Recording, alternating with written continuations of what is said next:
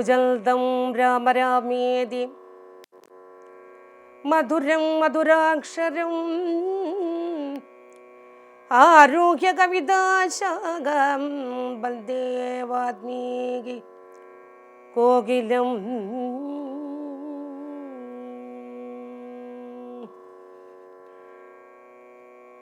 ശ്രീരാമദേവനെ തിരഞ്ഞു നടക്കുമ്പോൾ തേരഴിൽ ഞുടഞ്ഞു വീണു ആകുലം അടവിയിൽ ശസ്ത്രചാപങ്ങളോടും കൂടവി കിടക്കുന്നത് എത്രയും അടുത്തു കാണായതും മധ്യേ മാർഗം അന്നേരം സൗമിത്രിയോടരുളി ചെയ്തു രാമൻ, ഭിന്നമായൊരു രഥം കാണടോ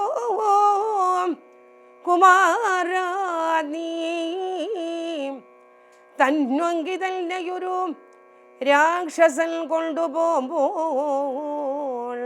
അന്യരാക്ഷസൻ അവനോട് പോർ ചെയ്തിടിനാൻ. അന്നേരമഴിഞ്ഞതേർ കോപ്പിത കിടക്കുന്നു എന്നു വൽനീടാം അവർ കൊന്നാരോ ഭക്ഷിച്ചാരോ. ശ്രീരാമനേപം പറഞ്ഞ് ഇത്തിരി നടക്കുമ്പോൾ ഘോരമായൊരു രൂപം കാണായി. ഭയാനകം ജാനകിതൽ നീത്തിൽ തൃപ്തനായൊരു യാതൊദാനൻ കിടക്കുന്നതത്ര നീ കണ്ടില്ലയോ. കൊല്ലുവനിവനെ ഞാൻ വൈകാതെ ബാണങ്ങളും വില്ലുമിങ്ങാശു തന്നീടെന്നതു കേട്ട നേരം വിത്രസ്തഹൃദയനായി പക്ഷിരാജനും ചൊന്നാൻ, വദ്യനല്ലകം തവ ഭക്തനായൊരു ദാസൻ മിത്രം എത്രയും തവതാതന് വിശേഷിച്ചും സ്നിഗ്ധനായിരിപ്പോരു പക്ഷിയാം ജടായു ഞാൻ. ദുഷ്ടനാം ദശമുഖൻ തന്നുട പത്നി തന്നെ കട്ടുകൊണ്ട് ആകാശേ പോകുൽ നേരം അറിഞ്ഞു ഞാൻ. പെട്ടെന്നു ചെന്നു തടുത്ത് അവനെ യുദ്ധം ചെയ്തു മുട്ടിച്ചു. തേരും വില്ലും പൊട്ടിച്ചു കളഞ്ഞപ്പോൾ വെട്ടിനാൻ ചന്ദ്രഹാസം കൊണ്ട് അവൻ ഞാനും. അപ്പോൾ പുഷ്ടവേദനയോടും ഭൂമിയിൽ വീണേനല്ലോ. നിൻ തിരുവടിയെ കണ്ടൊഴിഞ്ഞു മരിയായ ഇന്ദിരാദേവിയോട് വരവും വാങ്ങിക്കൊണ്ടേൻ. തൃക്കൺ പാർക്കണമെന്നെ കൃപയാം ദയാനിധേ. തൃക്കടലിണ നിത്യമുൾക്കാമ്പിൽ വസിക്കണം. ഇത്തരം ജടായുധൻ വാക്കുകൾ കേട്ടുനാഥൻ ചിത്തകാരുണ്യം പൂണ്ട് ചെന്നടുത്തിരുന്നുതൽ തൃക്കൈകൾ കൊണ്ടു തലോടിനാരവനുടൽ ദുഃഖാശ്രുപ്ലുത നയനത്തൊടും രാമചന്ദ്രൻ ചൊല്ലു ചൊല്ലഹോ മമ വല്ലഭാവൃത്താന്തം നീ എല്ലാം എന്നത് കേട്ട് ചൊല്ലിനാൻ ജടായുവും രക്ഷോനായകനായ രാവണൻ. ദേവീതൽ നീ ദക്ഷിണ ദിശ കൊണ്ടുപോയാലെന്നറിഞ്ഞാലും ചൊല്ലുവാനില്ല ശക്തി മരണപീഡയാലേ. നല്ലത് വരുവതിനായി അനുഗ്രഹിക്കേണം. നിൻ തിരുവടി തന്നെ കണ്ടിരിക്കവേ ബന്ധമാറ്റിയിടൂ വള്ളം മരിപ്പാൻ അവകാശം വന്നതും ഭവൽ കൃപാപാത്രമാകയാലകം.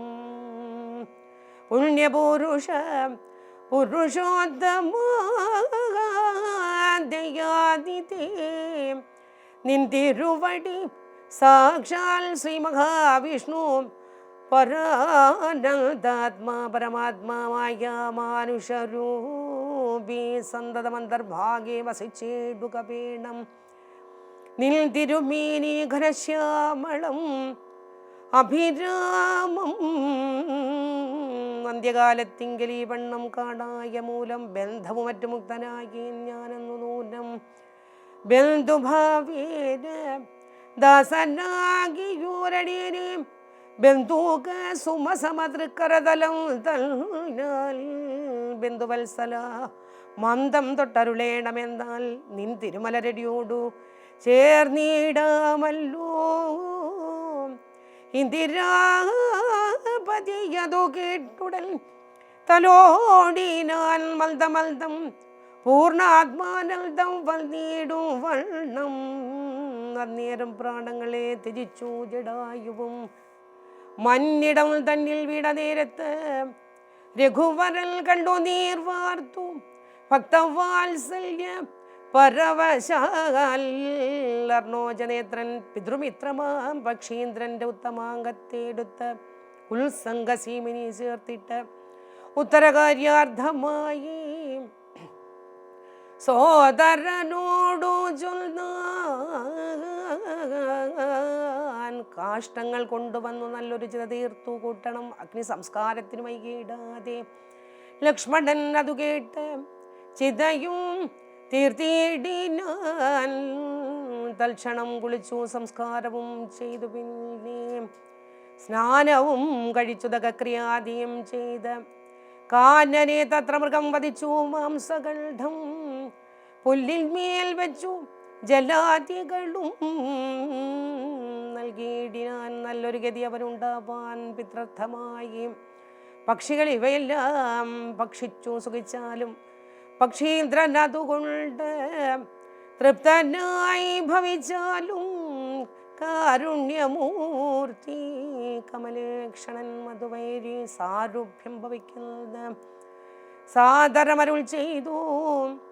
അന്നേരം വിമാനമാരോഗ്യം പാസ്വരം ഭാനുസൽനിഭം ദിവ്യരൂപം പൂണ്ടൊരു ജടായുവും ശംഖാരി ഗഥാപത്മ മകുടപീതാംബരാധ്യങ്കിത രൂപം പൂണ്ട് വിഷ്ണു പാർഷദന്മാരാൽ പൂജിതനായി സ്തുതിക്കപ്പെട്ടു പുനികളാൽ. തേജസ സകല ദിഗ്വ്യാപ്തനായി കാണായി വന്നു. സന്നദ്ധഗാത്രത്തോടും ഉയരെ കുപ്പിത്തൊഴുത ഉന്നത ഭക്തിയോടെ രാമനെ സ്തുതി ചെയ്ത.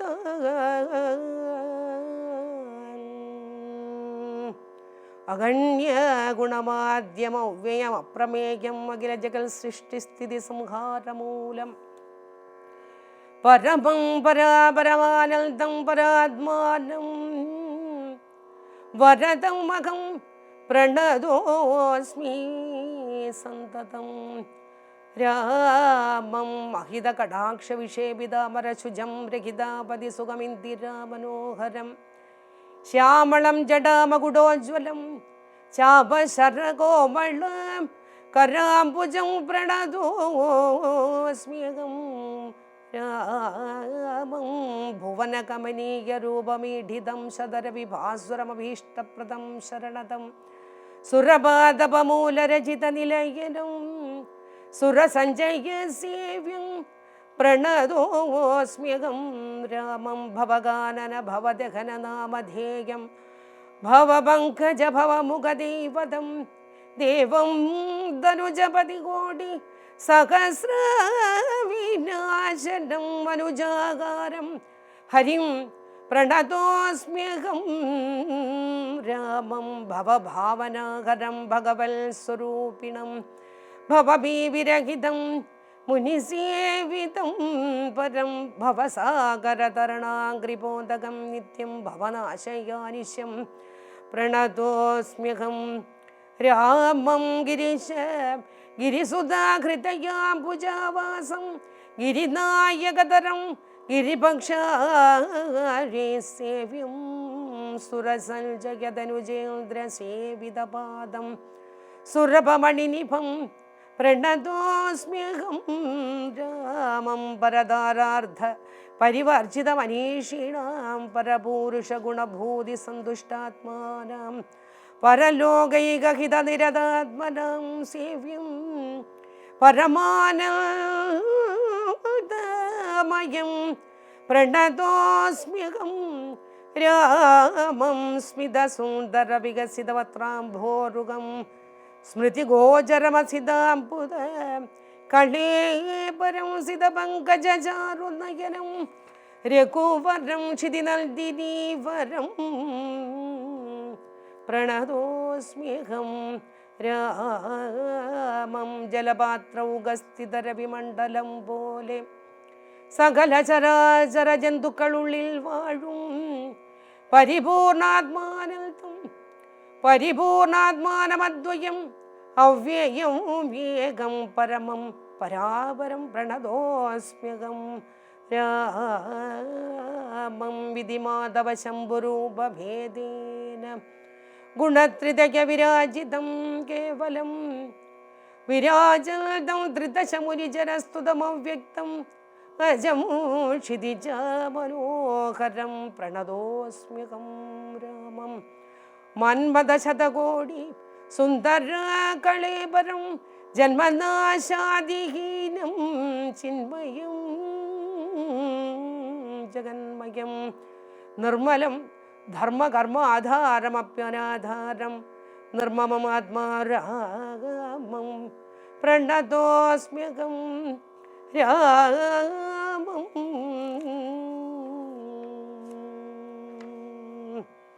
ഹരേ പാർക്കേണ മുഹൂർത്തമാത്രം ഭവാനത്രൈവ മേ തീർക്കേണം മയാ കൃതബന്ധനം ദയാതിഥേ ഭക്തിപൂണ്ടിദ്ധം മുക്ത്വാ ദേഹത്യാഗമം ചെയ്തു മുക്തിയും സിദ്ധിച്ചതു ശബരിക്കതു കാലം ഭക്തവത്സലൻ പ്രസാദിക്കിൽ നിവർക്കലിൽ എത്തിയിടും മുക്തി നീചജാതികൾക്കെല്ലാം പുഷ്കരനേത്രൻ പ്രസാദിക്കലോ ജന്തുക്കൾക്ക് ദുഷ്കരമായിട്ടൊന്നുമില്ലെന്നു ധരിക്കണം. ശ്രീരാമഭക്തി നീ മുക്തിയെ സിദ്ധിപ്പിക്കും ശ്രീരാമ പാദഭോജം സേവിച്ചുകൊള്ളുക നിത്യം ഓരോരോ മന്ത്രതന്ത്ര ധ്യാന കർമാദികളും ദൂരെ സന്ധിച്ചുതൻ ഗുരുനാഥോപദേശാൽ ശ്രീരാമചന്ദ്രൻ തന്നെ ധ്യാനിച്ചുകൊള്ളുക നിത്യം. ശ്രീരാമമന്ത്രം ജപിച്ചിടുക സദാകാലം ശ്രീരാമചന്ദ്ര കഥ കേൾക്കയും ചൊല്ലുകയും ശ്രീരാമഭക്തന്മാരെ പൂജിച്ചുകൊള്ളുകയും ശ്രീരാമമയം ജഗൽ സർവമെന്നുറയ്ക്കുമ്പോൾ ശ്രീരാമചന്ദ്രൻ തന്നോട് ഐക്യവും പ്രാപിച്ചിടാം. രാമരാമേതി ജപിച്ചിടുക സദാകാലം ഭാമിനി ഭദ്രേ പരമേശ്വരി പത്മേക്ഷണേ ഇതമേശ്വരൻ പരമേശ്വരിയോട് രാമഭദ്രവൃത്താന്തം അരുൾ ചെയ്തതു കേട്ട നേരം ഭക്തി കൊണ്ടേറ്റവും പരവശയായി ശ്രീരാമങ്കൽ ചിത്തവും ഉറപ്പിച്ചു. രുദ്രാകാടിയും പൈങ്കിളി പൈതൽ താനും പരമാനന്ദം പൂണ്ട് ശങ്കരാചരുളന്നിരുന്ന് അരുളിനാൾ നമസ്തേ രാമ രാമ നമസ്തേ രാമചന്ദ്ര നമസ്തേ രാമ രാമ നമസ്തേ രാമഭദ്ര രാമം രമണീയ രൂപം ജഗദഭിരാമം സദേക സീതാഭിരാമം ഭജേ. ഇതധ്യാത്മരാമായണേ ഉമാമഹേശ്വര സംവാദേ ആരണ്യകാണ്ഡം സമാപ്തം. ഓം വാൽമീകി മഹർഷയേ നമഃ. ഓം ആഞ്ജനേയായ നമഃ.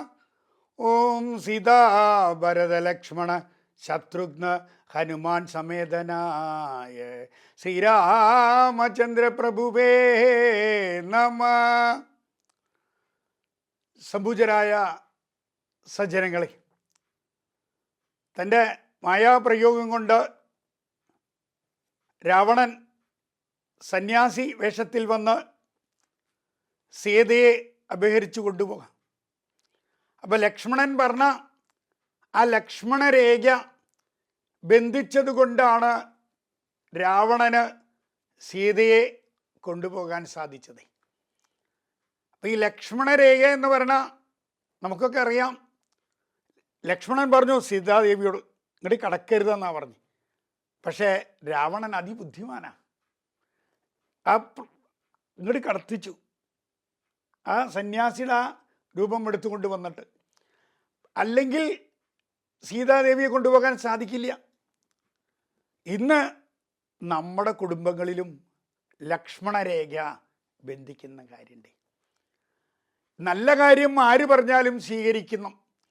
അച്ഛനും അമ്മയും ഗുരുക്കന്മാരും പറയുന്ന ആ ഉപദേശങ്ങളെ സ്വീകരിക്കാത്തത് കൊണ്ടാണ് ഇന്നും നിരവധി സീതാദേവിമാരെ കുടുംബങ്ങളിൽ നിന്നും കൊണ്ടുപോകുന്നത്. ഇന്നും നടക്കുന്ന കാര്യങ്ങളാണ്. കാരണം എന്താണ്? ഇന്ന് എല്ലാം എനിക്കറിയാം, എന്നോട് ആരും ഉപദേശിക്കണ്ട എന്ന ചിന്താഗതിയാണ് ഇന്നത്തെ തലമുറയിലെ പെൺകുട്ടികൾക്ക്. അതുകൊണ്ട് അവർ ചിന്തിക്കേണ്ടത് ദിവസേന സായം സന്ധ്യാനേരത്ത് ഒരു 10 മിനിറ്റെങ്കിലും അമ്മമാരും അല്ലെങ്കിൽ അച്ഛന്മാരും ചെയ്യേണ്ടത് പറഞ്ഞുതരാം. എന്നേ കമ്മ്യൂണിക്കേഷൻ ഗ്യാപ്പാണ്. ഉപദേശം പറഞ്ഞു കൊടുക്കാൻ നേരമില്ല, എന്താണ് ചെയ്യേണ്ടതെന്ന് അറിയില്ല. സായം സന്ധ്യാനേരത്ത് വിളക്ക് വെച്ചുകൊണ്ട്, പ്രത്യേകിച്ചും ഈ സീതാദേവിയെ പോലെയുള്ള കുട്ടികൾ, സ്കൂളിലേക്കും കോളേജിലേക്കും പോകുന്ന കുട്ടികൾക്ക് അമ്മമാർ ചെയ്യേണ്ടത് എന്താണെന്ന് വെച്ചാൽ അവരോട് പറഞ്ഞ് മനസ്സിലാക്കി കൊടുക്കണം. എന്താ മനസ്സിലാക്കി കൊടുക്കേണ്ടത്? ഇത്തരം ഉപദേശങ്ങൾ, ഇത്തരം നല്ല കാര്യങ്ങൾ. അപ്പോൾ അമ്മ പറയുന്ന വാക്കുകൾ കേൾക്കുമ്പോൾ ഈ കുട്ടികളുടെ മനസ്സിലത് ഉണ്ടാകും. ഇന്ന് അതിന് നേരമില്ല. ഇന്നത്തെ കുട്ടികളെല്ലാം തന്നെ, എല്ലാവരും എന്ന് പറയുന്നില്ല, ഈ ഭയഭക്തിയുള്ള, എല്ലാറ്റിനോടും ഭയം ഭക്തി വേണ്ട, ഭക്തി മതി, ഭക്തി മാത്രം മതി.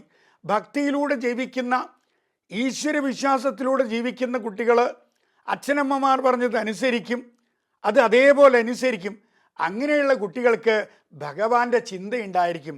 അവരൊന്നും ഒരിക്കലും അവരെ അപഹരിച്ചു കൊണ്ടുപോകാൻ സാധിക്കില്ല. അപ്പോൾ സന്ധ്യയ്ക്ക് അച്ഛനമ്മമാരുടെ ഡ്യൂട്ടി എന്താണ്?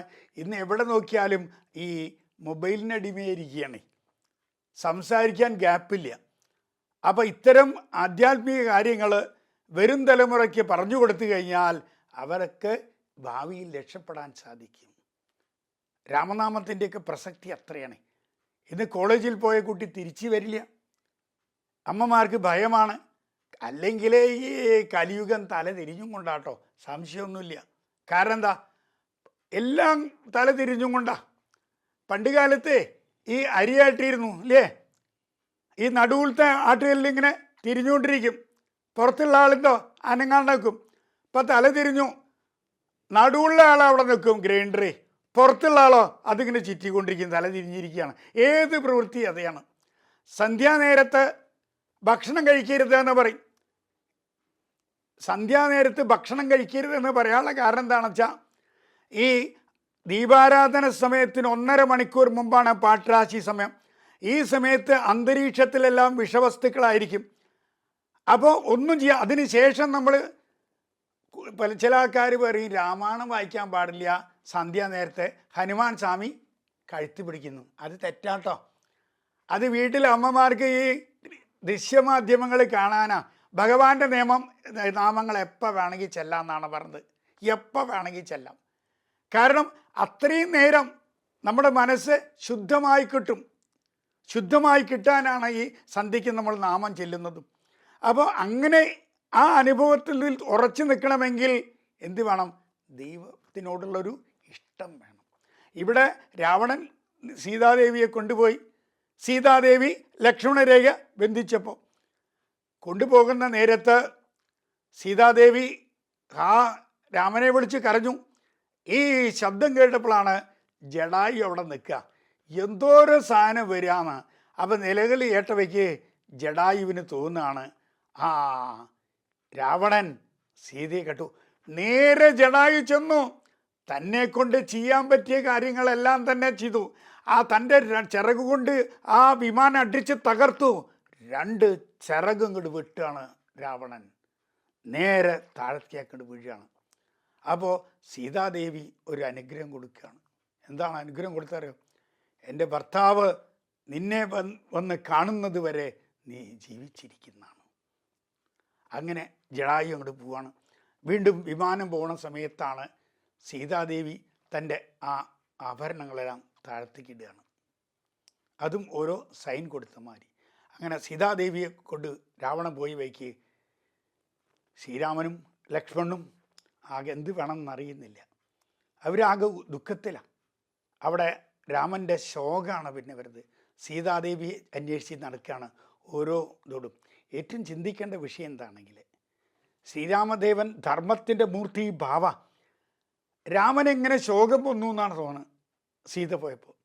അതായത് ഏതൊരു മനുഷ്യനും മനസ്സിൽ ചെറിയൊരു വിഷമം തട്ടിയാൽ മനസ്സ് പതറും. ഈ വരും തലമുറ അത് ചിന്തിക്കണം എന്നാണ്. ഏകാഗ്ര ഭക്തി ഉണ്ടെങ്കിൽ, ഒരു ഡിസിപ്ലിൻ നമ്മുടെ ജീവിതത്തിൽ ഉണ്ടെങ്കിൽ എല്ലാറ്റിനും രക്ഷപ്പെടാം എന്നുള്ളതാണ്. അങ്ങനെ സീതാദേവിയെ അന്വേഷിച്ചുകൊണ്ട് രണ്ടുപേരും നടക്കുമ്പോഴാണ് ആ കബന്ധനെ കിട്ടുന്നത്. കബന്ധന് ഒരു കബന്ധ സ്തുതിയുണ്ട്. ആ ഓരോ സ്തുതികളും, രാമായണത്തിൽ ഓരോ സ്തുതികളും തന്നെ നമ്മുടെ മനസ്സിന് വൈബ്രേഷൻ തരുന്നതാണ്. അതിനുശേഷം നേരെ ഇവർ അന്വേഷിച്ച് ആ അരണ്യകാന്ഡം അവസാനിക്കുന്നത് തന്നെ അടുത്ത കാണ്ഡത്തിലേക്കാണ്. എന്ത് ചെയ്യണമെന്ന് അറിയുന്നില്ല. വെള്ളം അന്വേഷിച്ച് പോകണം അവർക്ക്. ദാഹം വരുന്ന ഒരു ഇതുണ്ടേ, ഭയങ്കര ദാഹം വരികയാണ്. അപ്പോൾ എവിടെയാണ് വെള്ളം തന്നെ അറിയുന്നില്ല. അത് പറഞ്ഞപ്പോഴാണ്, ഇപ്പോൾ ഞാൻ ഇന്നലെ പുറത്തിറങ്ങി രാമായണ പ്രഭാഷണം കഴിഞ്ഞിട്ട്, അപ്പോൾ ഒരാൾ എന്നോടൊരു ചോദ്യം ചോദിച്ചു, എന്തിനാണ് ഈ അവതാര പുരുഷന്മാർക്കൊക്കെ ഈ ആലവട്ടം വീശാറുണ്ട്? വിഷ്ണുവിൻ്റെ അവതാരത്തിനൊക്കെ പൂജയ്ക്ക് ആലവട്ടം വീശാറുണ്ട്, എന്താ കാരണം എന്ന് ചോദ്യം. അപ്പോൾ ഞാൻ പറഞ്ഞു, അത് ജനങ്ങൾ അറിഞ്ഞോട്ടെ. ഇവർ വെള്ളം അന്വേഷിച്ച് പോകുന്ന സമയത്ത് ഒരു പക്ഷികളിങ്ങനെ പറക്കണത് കാണുക. കണ്ട വഴിക്ക് ഈ മയിൽ നേരെ ഇവരുടെ അടുത്തേക്ക് വരികയാണ്. അപ്പോൾ മയിൽ ഇവർക്ക് വഴി കാണിച്ചു കൊടുക്കുകയാണ്. തൻ്റെ ഓരോ പീലിയും നിലത്ത് ഇങ്ങനെ ഇട്ടുകൊണ്ട് പോവുകയാണ്. അങ്ങ് ആ അവസാനം വെള്ളമുള്ള സ്ഥലത്ത് എത്തിയോടുകൂടി ആ മയിൽ ചത്ത് വീഴുകയാണ്. ആ മയിൽ ഇവർക്ക് വെള്ളം കാണിച്ചു കൊടുത്തു. അപ്പോൾ ശ്രീരാമചന്ദ്രൻ ആ മയിലിനോട് പറയാണ്, എൻ്റെ പൂജ, വിഷ്ണു പൂജ പൂർത്തീകരിക്കണമെങ്കിൽ നിൻ്റെ സാന്നിധ്യം വേണം. മയിൽ പീലിയുടെ സാന്നിധ്യം ഉണ്ടെങ്കിലേ എൻ്റെ വിഷ്ണു പൂജ പൂർത്തീകരിക്കാൻ സാധിക്കൂ. അതുകൊണ്ടാണ് വിഷ്ണുവിൻ്റെ അവതാരത്തിലെ പൂജകൾക്കെല്ലാം തന്നെ ഈ ആലവട്ടം വീശുന്നത്. ഇപ്പോൾ ഭഗവാനെ അമ്പലത്തിൽ എഴുന്നള്ളിക്കുമ്പോൾ നമ്മൾ ആലവട്ടം വീശുന്നത് കാണാം. അതെന്താണ്? അത് ഈ തത്വം. ആ ഭഗവാന്റെ പൂജ അവസാനിപ്പിക്കണമെങ്കിൽ ആലവട്ടം നിർബന്ധമാണ്. നിങ്ങൾക്കെല്ലാവർക്കും തന്നെ ശ്രീരാമദേവൻ്റെ അനുഗ്രഹം ഉണ്ടാവാൻ ആത്മാർത്ഥമായി പ്രാർത്ഥിക്കുന്നു. ഹരേ രാമ രാമ രാമ ഹരേ ഹരേ, ഹരേ കൃഷ്ണ കൃഷ്ണ കൃഷ്ണ ഹരേ ഹരേ.